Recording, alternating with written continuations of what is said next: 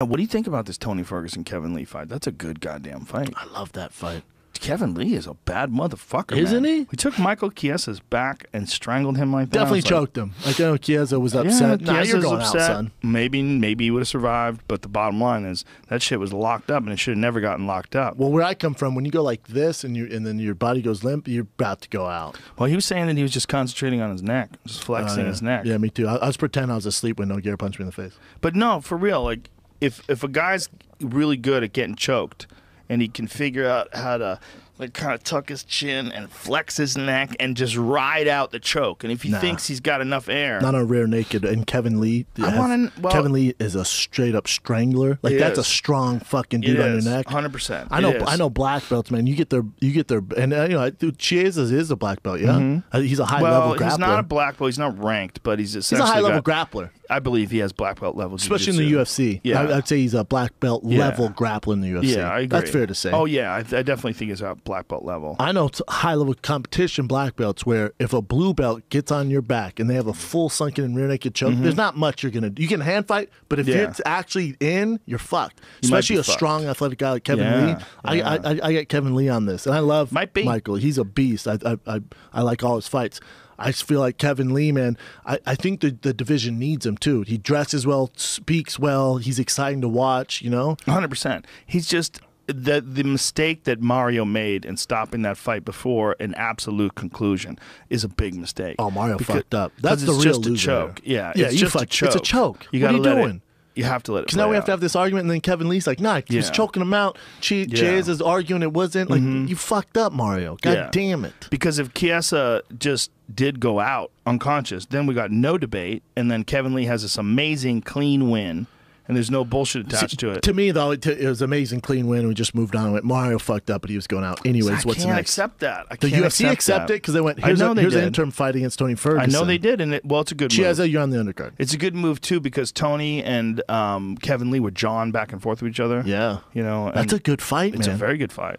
Kevin Lee's a beast, and he's a young guy. He's one of those guys. He's one of those guys that, like, you see from his first fight to the UFC, you see his giant leaps.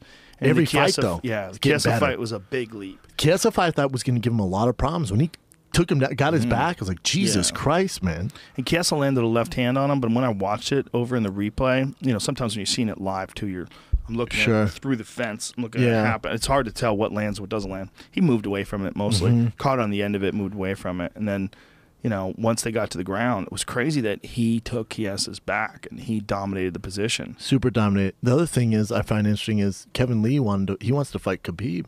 After every fight for the past 3 fights, he's like, I want Khabib in Russia. It's like, God damn, Detroit superstar, chill, son. Well, that's the way to do it, man. You know, asked to fight the scariest fucking guy in the game.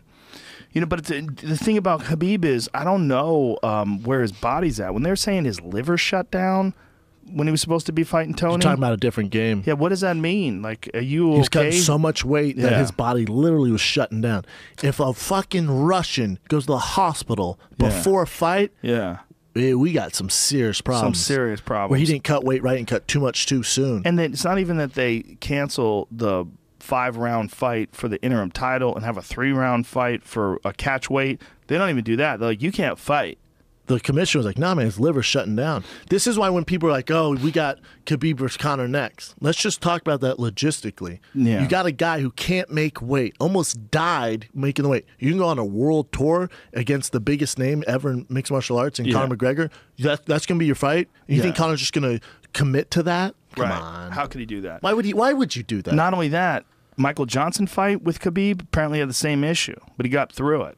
Like, they're saying it's the same thing that happened in the Michael Johnson fights. This means, like, as every weight cut you do, especially as you get older, apparently your body resists. It's like a sponge. It gets bigger and bigger. It gets harder and harder. Your body does not want to do it. No. Yeah. Resist every time. You get fat as fuck in between fights, too. Correct. You know who's hilarious? Kat Zingano was talking about chicks, like, gaining weight in between fights. About you cut all that weight and fuck your body up. Like, for a woman, getting that low in weight and body fat is probably even more fucked up. The thyroids are fucked. Like, my brother, my sister-in-law, my brother's wife, she did competition where she cut weight, and her thyroid, it just fucks their bodies up. Oh, when they're doing the bodybuilding competition? Yes, where they cut all that water weight. And, like, for the girls, like, You know, some of these girls you'll see in the UFC, like the day of the fight, like, God damn, that's a supermodel. Yeah. And you see her 3 weeks later, like, God damn. Yeah. How does Paige VanZant look like Adele right now? Like, how did, like, they just blow up? Like, it's literally like their body just goes. Well, their body just probably really resists that weight cut. It's just not doesn't natural want to do all it that. anymore. No. Yeah, like probably your body goes into famine mode. You know, he starts thinking, we got to retain some water on this bitch. Kat's looking for that Cyborg fight, but Cyborg's trying to fight Holly in Madison Square Garden. That's a big fight. I talked to Cyborg 2 days ago, and she's like, man, Holly, Madison Square Garden, that's what I want. Well, that's what a we're trying fight to get. where there's some money. You know, I mean, Holly is coming off that Jermaine Durandame fight, which she cracked her with that high kick. That too. Amanda. Yeah, the Bet I'm sorry, Correia. Bet Correia, yeah. Yeah, but Bet Correia was really not in her league, in my opinion. Not at all. Whereas Jermaine Durandame is. She cracked Jermaine Durandame with that high kick and then dropped her with that straight left hand. Like, Jermaine Durandame is as legit a striker as you're ever going to see in women's MMA. Agree. So as long as she's not fighting Cyborg, she's for Holly to bad. drop her, yeah. She just didn't want no part of that. Have you ever seen anything like that ever?